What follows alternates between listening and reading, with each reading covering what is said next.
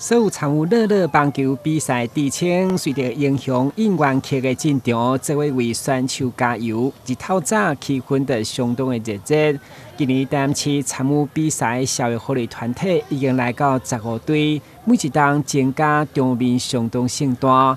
在开幕仪式当中，嘛透过日前为活动设计徽章的所有入选者，由社会局长一一来颁奖鼓励，肯定因画出生命的色彩，留下珍贵的回忆。这场由主阳社会福利慈善基金会所举办的比赛，已经来到第9档，我好在天公伯啊所赏赐的好天来开球登场。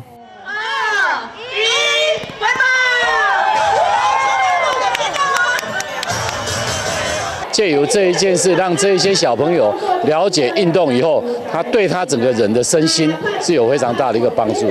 那当然也唤醒我们社会大众更多人一起来重视我们这一些身心障碍，希望他有更好的一个环境，更好的一些活动举办，让这些身障一样享有所有其他该享有的这些相关的福利。每一个人都有24个小时来安排自己。替自己做什么？替自己和自己所心爱的人做些什么？以及让自己要有成就感，要自己慢慢的努力，一步一步累积的东西。所以我相信，在我们所有不管是什么类型的天使，他们都能够找到自己一步一步走过来的感觉，因为时间是属于我们自己的。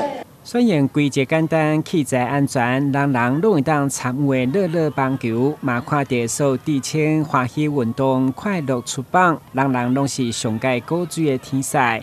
乐乐棒球虽然简单，不过对着身心障碍者来讲，愿意参加，不管成绩如何，都已经是一种荣誉。